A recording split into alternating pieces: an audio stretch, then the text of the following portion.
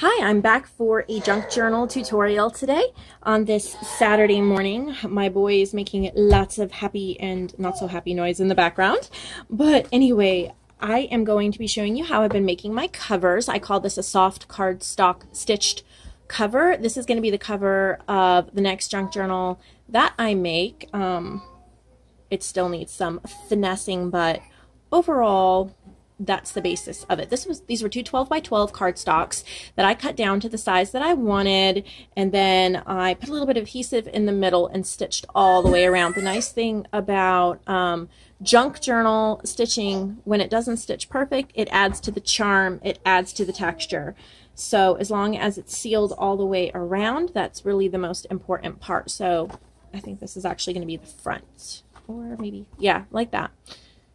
And then you're going to sew however many signatures in the middle here, and it'll wrap around, and then you can either tie a ribbon around, put eyelets. I'll probably do a video on different ways to close this, but this is just talking about actually just constructing the simple cover. So I did this one, and then I also took two 8x8s. This is a very heavy shimmery cardstock, two of the same, and then I just did a straight stitch around it. I still need to trim that.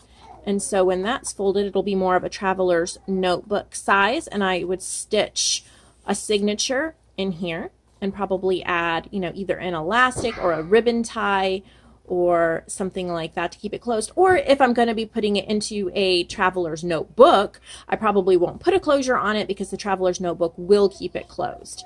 And then you can decorate your cover any way you want to, and I'm going to try to do some videos on different ways to decorate the cover for this type of a cover. This is my favorite cover now.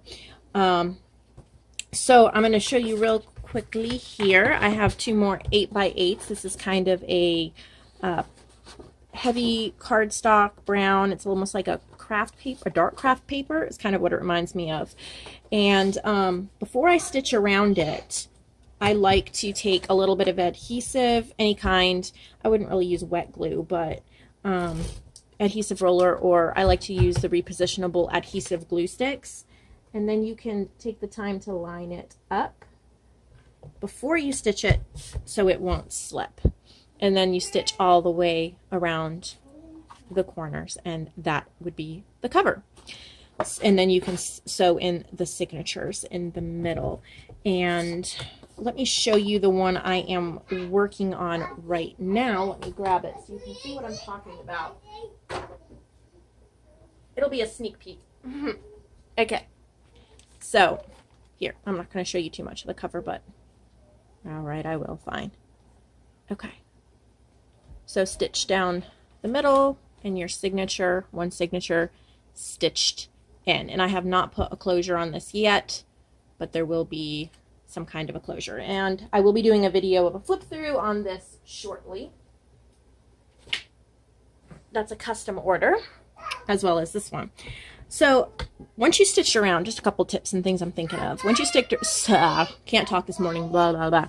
Once you've stitched around, sometimes there is a little bit of white showing, just because lining it up absolutely 100% perfect is, I don't know if it's impossible or just way too OCD for me, but either way, sometimes you wind up with a little bit. And then I just take a little bit of distress ink or a brown ink pad and just ink the edges so it looks distressed and you can't really tell. So let me grab that and show you. I have brown right here.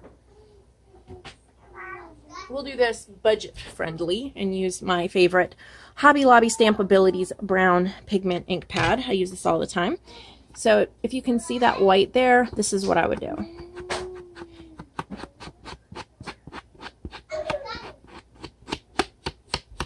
I would just add on brown until I'm happy with it. And if you just kind of do it all the way around, it would be perfect. And if you wind up with too much white that the ink pad doesn't cover it, or if the paper pad itself has a little bit of a white border that you can't get rid of, you can either trim it very, very carefully and slightly with scissors. You don't want to cut into the stitching, or you can hot glue or adhere some lace or ribbon or trim over that side to hide the imperfection as well. There, so that looks really nice and aged. And you can't even tell. Another tip that I'll give you real quick about the thread in the sewing machine, I just have the cheap Brother sewing machine that I got at Walmart a couple years ago. I think it was like $89, and it sews paper beautifully. I've had no problems with it. It can sew through like an entire signature into this.